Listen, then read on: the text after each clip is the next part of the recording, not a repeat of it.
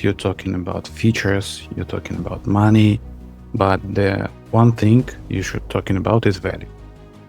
Because creating feature is the tool of translation and the value to the user.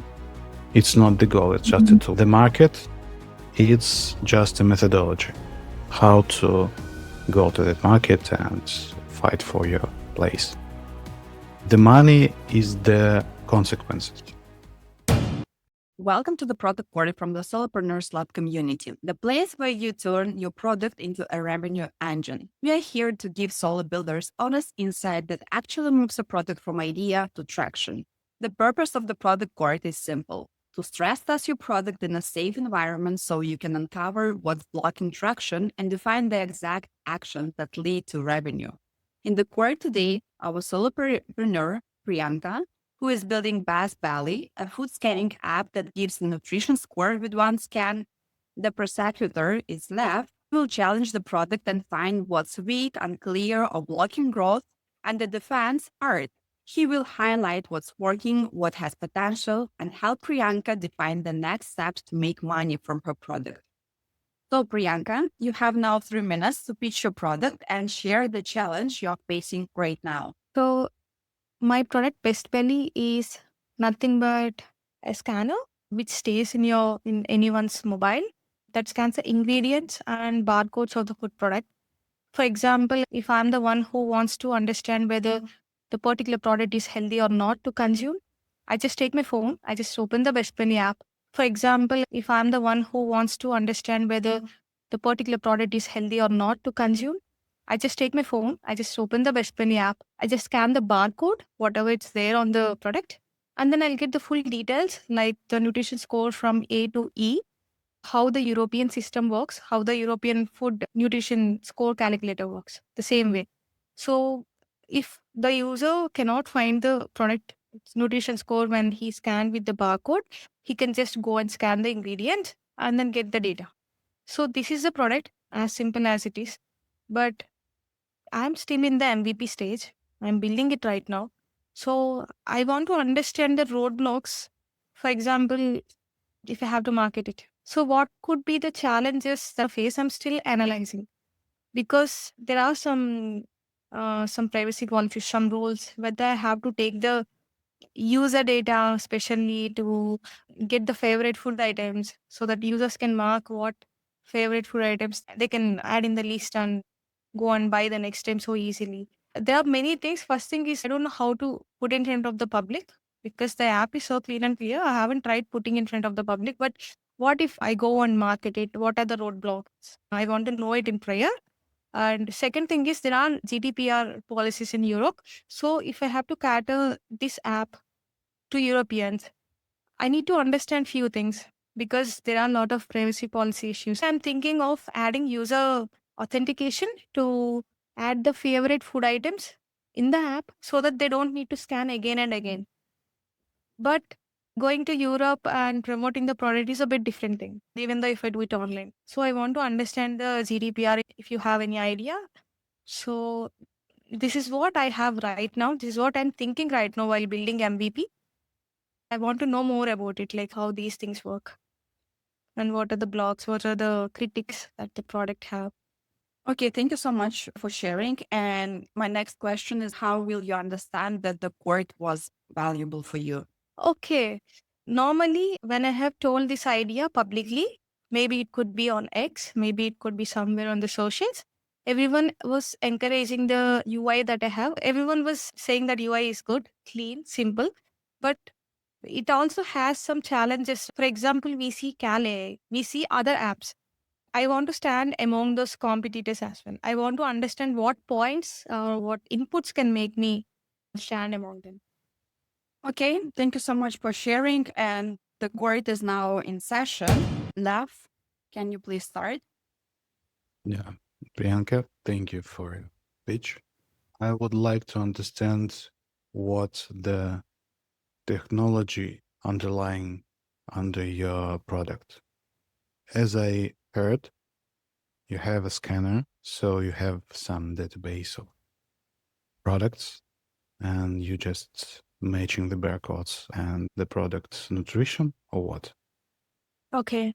So I am using the Open Food Facts API. So it already has all the data that covers the food, the entire barcodes of the food products of the world. So mostly they have most of the products, but some products they don't have it in their database. So what I'm doing is I am matching the barcode with whatever data that I have and getting the nutrition score for the user. If I don't have it, I am using AI to analyze the ingredients and also give the analysis of the nutrition score. You're using AI. Which one and I'm using what? Gemini. Gemini. You're just scanning the photo Yeah.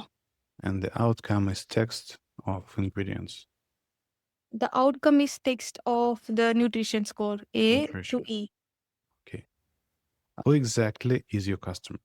Just tell me one real human. The one who eats the quality junk. So even though if he wants to buy a cookies, if he wants to prefer the healthy ones, he can get by scanning what's healthy or not. So he can understand what is. Do you have any evidence that such kind of people exist? Now it looks like any human that would like a healthy cookie. It's like illusion. I don't believe you. Yeah, got it. Evidence? Did you talk to somebody? Did you conduct any service or something? Okay. I didn't conduct any survey formally, but when I was in Europe, when I was in the supermarkets, always I was looking for this when I was in Germany, if I have to be specific. So I used to take a food packet and use it to check whether it is E or A or how it is, green or red. So then I used to prefer something which was in green. Then I used to ask some of my friends how they buy the products. So they say most of them, to be honest, they never look this A to E score. But 30% of the people whom I have asked was like, yeah, I do prefer a wheat pasta compared to some other pasta or some other macaroni or something like that. So they go with the green. But those people, they are specific towards the healthy products. What is your target market? India or Europe? My target market, except Europe, every other. Do I need to add some of the features to it? Because my target audience are all mostly other parts of the Europe. Because Europe already has some guidelines, some food restrictions. They make the food so much of healthy. But other parts of the world, especially if you take Asian countries, they don't follow all these things. But some people love to have healthy food because recently the awareness is spreading among all the world. Right now, the people who are around me, they changed a little in these 3-4 years. They're picking some healthy products. So I want to put Asian and other continents as the first priority and then go for the Europe. Because in Europe, if I have to go and market it in Europe, I have a lot of competitors there, and also the privacy policies are really huge. So that is my second priority. So the first one is Asian countries. Yeah. Okay. Do you know what is underlying under score nutrition? The methodology, the European methodology. There is a big data sheet about it. I have it saved in my computer. So what I do is, if for example, if I consider Coca-Cola or maybe any other soft drinks, it has some things like sodium, sugars, and all these things. So if we consider beverages, there is one formula. If we consider the flour, wheat flour, or any other things, that has another formula to calculate it. So there is no single formula to do this. So I go and refer to the documentation to give it to the app if I have to calculate, or the Gemini, or anyway, Open Food Facts has the same calculation there.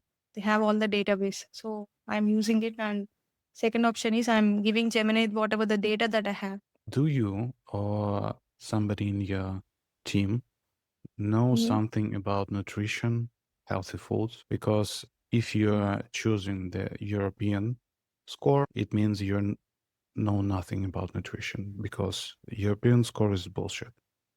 Oh my God. Okay. You can mark your product with A if there is no sugar, there is no salt, because somebody in Europe decide that sugar is bad and the salt is bad. And if you're just normal people, you know that it's wrong. Sugar is not bad. A lot of sugar is bad. Salt is not bad. You need salt. So every salty and every sugar product will score less. And it's a bullshit. And every oil will score less because there is a lot of calories in 100 grams. And it's also the bullshit. My question is there somebody who know something about the nutrition, or you are laying just on either payment bullshit? Oh my God. Okay. So I'm the only one who is building this. So I'm just relying on the data that I have gotten from European standards. So nothing else. Where is the value you're creating?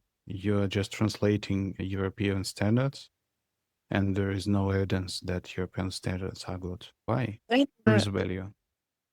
Yeah, it's a big question to me right now. I'm just relying on the European standards and I'm just bringing those standards to all the other parts of the world. It sounds like I'm just taking their standards and trying to put it in the entire world so that the world could be a bit healthier. I don't know. No, it's a big question to me. And the first question that you should define answer. Let's go back to your customer. As I see, your customer is somebody who want to follow the European rules, right? Yes.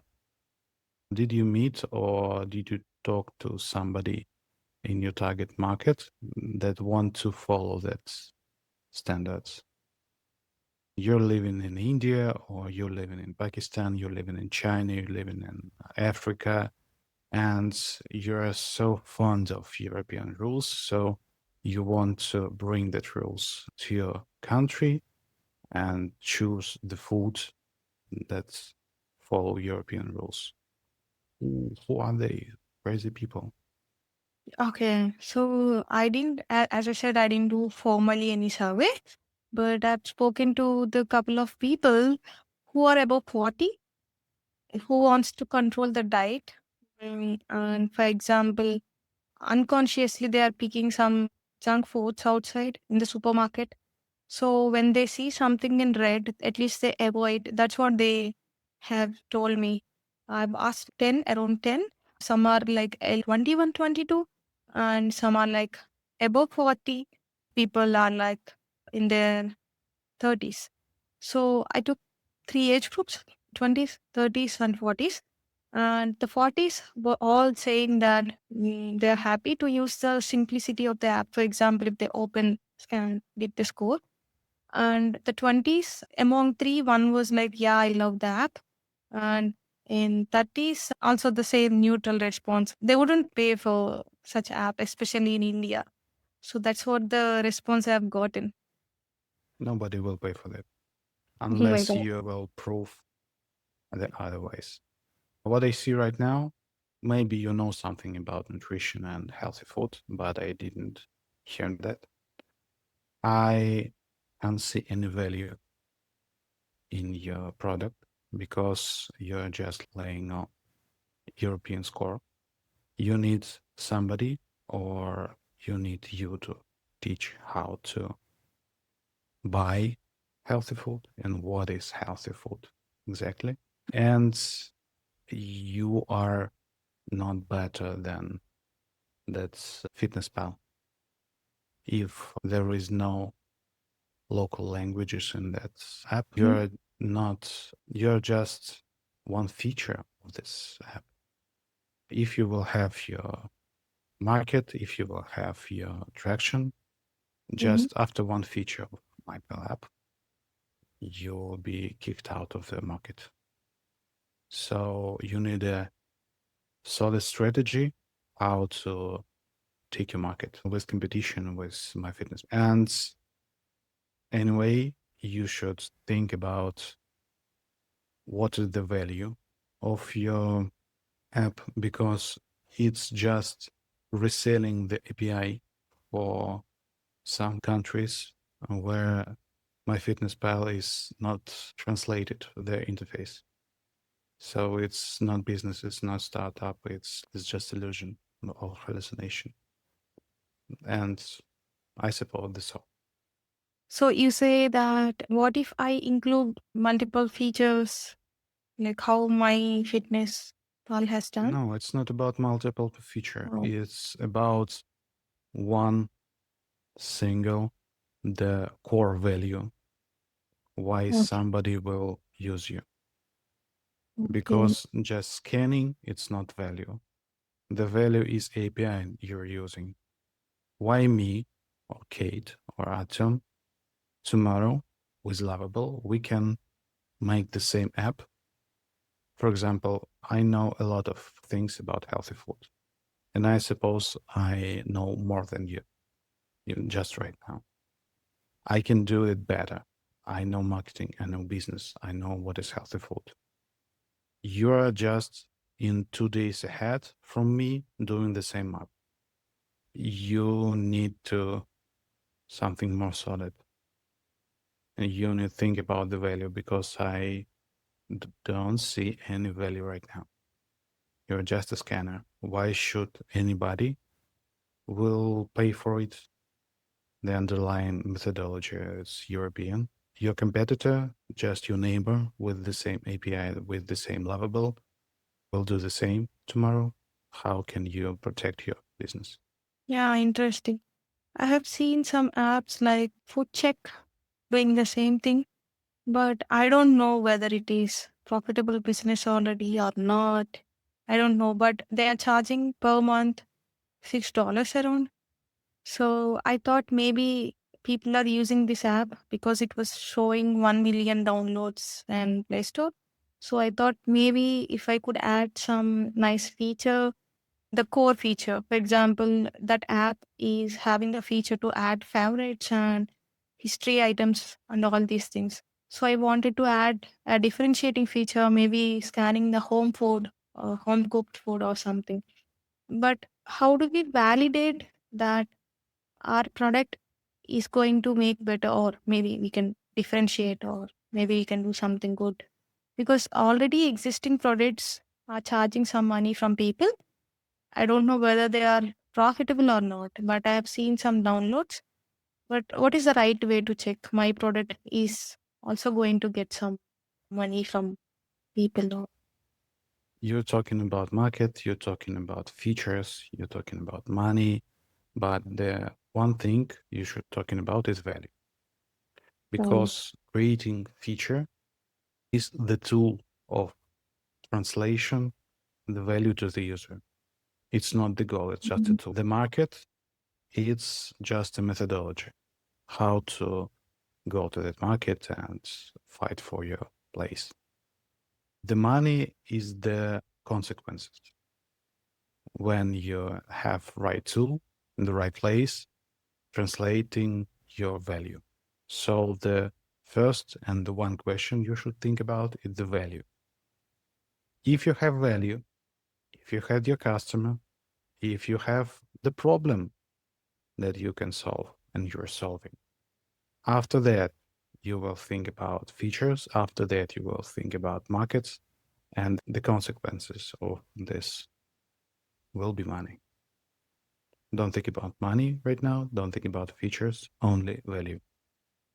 Well, thank you so much, Lev, for all your comments and all your challenges. Let's give a word to Artyom, who will just help you to define the next action points. Yeah, thank you. Thank you, guys. These are some short list of good points or positive case for this product idea. First of all, you have a good sustainable returns, right? The revenue path is clear because people already paying for food scanner apps like Yukon and Foodicate and other competitors. So it's not the question whether people will pay for this value, right? But it's more of a question how you can capture market share from your competitor much. So that goes partially answering your question, how to validate yourself against the market. you need to see what competitors are doing and to think how I will differentiate from them, right? How I am different, what else I can bring, or what else I won't do that competitors are doing. For example, very big point for you, if you go to European Union market, is to ensure you are extremely GDPR compliant, because competitors and in general, a lot of food assistant apps, they have known issues of being very shaped in terms of GDPR compliance. They are connecting locations and emails and Facebook data, etc., etc. It might be a good differentiation factor. The other important topic is that though you don't have the demand validated by yourself, but it really is validated by the market, that people are willing to pay for these apps, because these apps, for example, if I remember correctly, Yuka, they have millions and tens of millions of downloads, and people are paying $3 to $10 per month for these premium food scanner features, right? You have good revenue path, and the demand is validated by the market.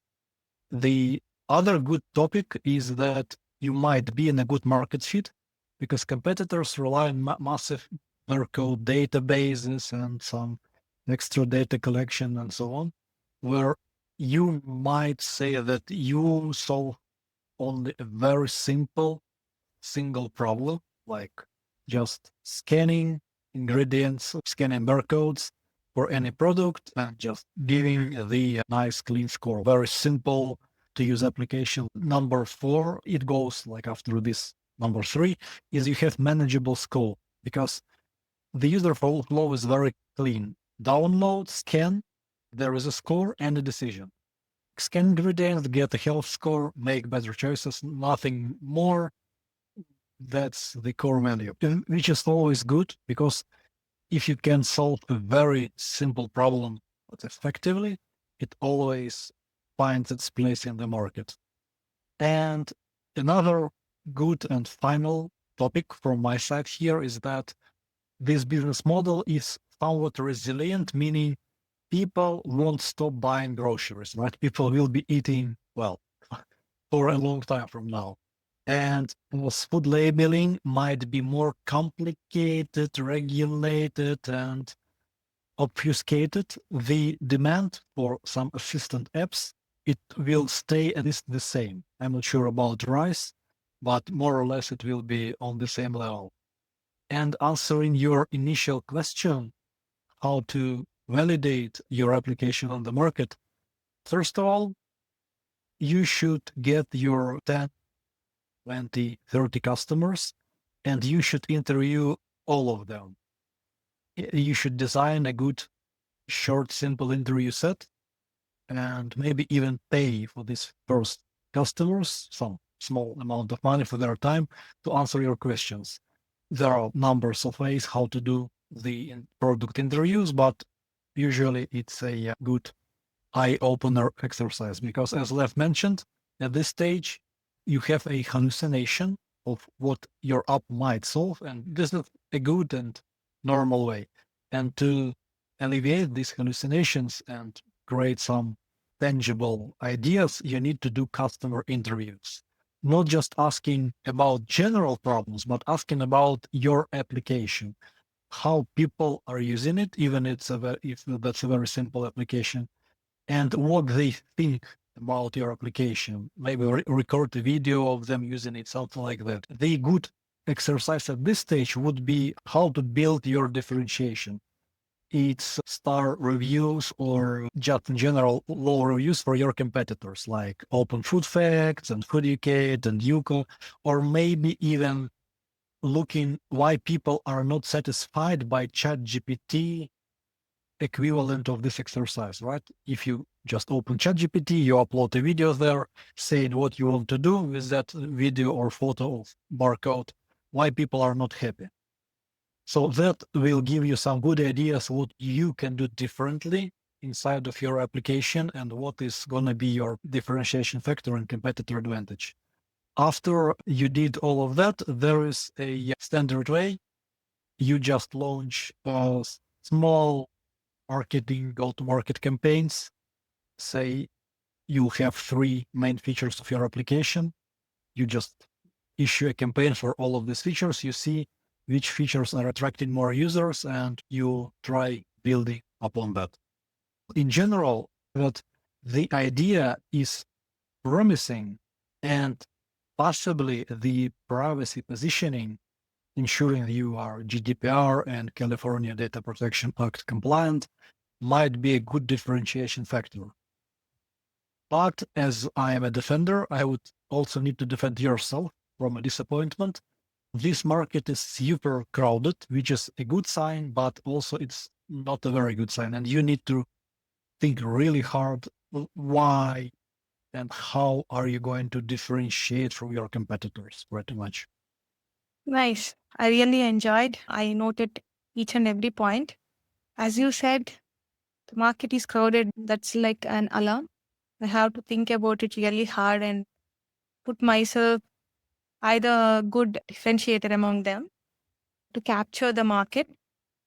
Yeah, there are like a lot of insights to process right now. Thank you so much, Art. And Priyanka, to close this discussion, I want to ask you, what action items are you taking from today's discussion? First thing is, first of all, I have to study what others are doing. Maybe not just looking at the app and scanning or using their app. I have to understand how much of the market they have and why not they couldn't do more than this. Their limitations, their strengths. And second thing is, I have to make myself stand out, as Art said, with the GDPR and the data privacy compliances. And also, what value is that one value, as Lev said, what is that one value that I'm standing upon? And also, my users can be beneficial from what I'm providing.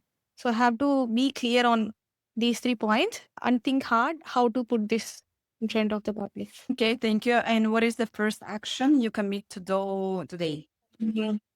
Today, I need to understand why is it so difficult for others going through ChatGPT and doing the same thing, and how is that becoming so easy in my app? How can I implement it? Maybe with one click and in 10 seconds, how can I get the result? So tomorrow my action is going and studying other apps, strengths and weaknesses, limitations and all. And the other day, I'll try to understand what is that one value that I'm going to cater. So I really have a good plan now. This one step, what I take today is how can I make my user experience really good so that users never feel they go to ChatGPT or they do the same thing. So they get the instant outcomes and also study the nutrition really good, not like how Lev said, maybe relying on European policies, because as he also told, the nutrition scores is different from different countries because people also have different foods, different food habits, different lifestyle habits. So it's not like European rules are blindly be followed. Thank you so much, Priyanka. Thank you so much, Lev and Art, for today's sharpness. And so, court adjourned.